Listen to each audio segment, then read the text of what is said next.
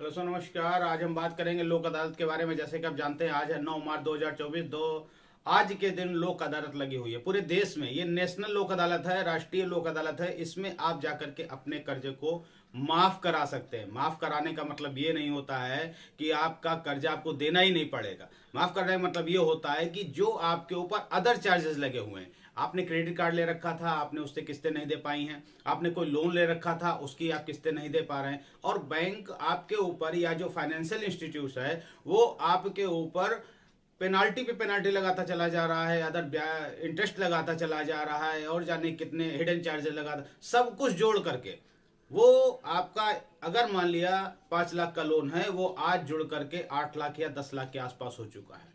अब आपके पास यही एक ऐसा मौका होता है, ऐसी जगह होती है जहां पर सरकार के द्वारा, न्यायालय के द्वारा आपके लोन को माफ किया जाता है। यानी कि जो ऊपर वाला पैसा है वो आपको माफ किया जाता है। जो मूल अमाउंट होता है, जो प्रिंसिपल अमाउंट होता है, वो आपको देना पड़ता है, और वो भी आसान किस्तों में देना पड़ता है। तो आज का दिन आप बिल्कुल मिस ना करें।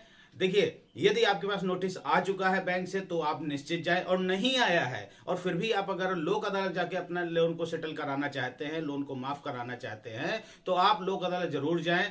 आपका किसी भी बैंक से, किसी फाइनेंशियल इंस्टीट्यूट से अगर लोन है तो लोक अदालत जरूर जाइए। आज राष्ट्रीय लोक अदालत है, और राष्ट्रीय लोक अदालत जाकर के अपने लोन को आप सेटल करा सकते हैं। लेकिन याद रखिएगा, सेटल कराने का दो रास्ते होते हैं।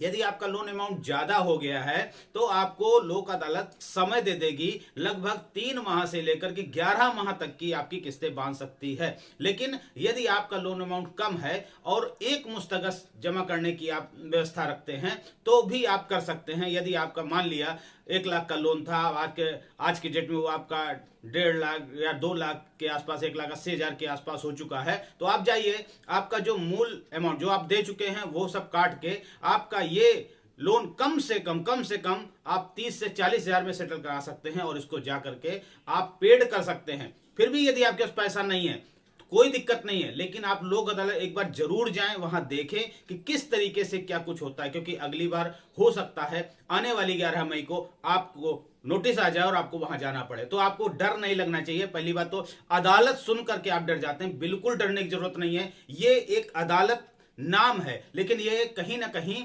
आपका समझौता केंद्र है। इस प्रकार समझे, इस प्रकार से आप थाने में जाते हैं और कोई विवाद हो जाता है तो वहां भी जो अधिकारी होते हैं वो आपका समझौता करा देते हैं। तो वहां पर यही एक न्यायालय के द्वारा, और ऐसा न्यायालय जिसकी कहीं भी दोबारा अपील नहीं कर पाएंगे। मतलब आपने अगर लोक अदालत में कोई भी फैसला कर लिया, एग्री कर लिया, तो आप फिर कभी भी किसी भी लोक अदालत में या किसी भी न्यायालय में जाकर इसको चैलेंज नहीं कर सकते हैं। तो यानी कि जब भी यदि आप ऐसा एग्री करते हैं तो बहुत सोच समझ के एग्री करिएगा, क्योंकि वो आपको देना ही पड़ेगा। और यदि मान लेते हैं, यदि आपने सेटल कर लिया और आपने किस्तें बांध लिया, और आपने 2 किस्तें 3 किस्तें लोक अदालत के आदेश पर दिया, और उसके बाद अगर पैसा नहीं दे पाएंगे तो भी आपको जितना अमाउंट पहले था वो सारा कुछ देना पड़ेगा। इसलिए ध्यान रखें, बहुत ही सोच समझ करके आपको लोक अदालत में जाकर के, इसीलिए मैं कह रहा हूं कि आपको एक बार जाना चाहिए, एक बार आपको देखना चाहिए। कोई बहुत बड़ी नहीं है। देखिए, जिस प्रकार से आपने सड़क पे चल रहे हैं, आपके चालान हो गया, गाड़ी का चालान हो गया, कार का चालान हो गया, कोई इस प्रकार से जो छोटे छोटे विवाद होते हैं, इसको समझौते के माध्यम से खत्म करने का एक व्यवस्था बनाई है भारत सरकार ने। जो कि भारत सरकार ये चाहती है कि इसके माध्यम से न्यायालय में जो केस पेंडिंग पड़े हुए हैं वो कम हो जाएं और लोग न्यायालय की ओर कम आए, और आपके क्षेत्र में, आपके जिले में ये अदालत का निर्माण किया जाता है। साल में 4 बार होती है। पहली लोक अदालत 2024 की है, आने वाली आपकी 11 मई को होगी, इसके बाद 14 अक्टूबर और 14 दिसंबर को होगी। तो याद रखिएगा, यदि आपको अपने लोन को सेटल कराना है, आपके अपने लोन को माफ कराना कहते हैं, क्योंकि देखिए ऊपर का अमाउंट अगर कम हो जाता है तो एक तरीके माफी ही माना जाता है, उसको सेटल नहीं कहते।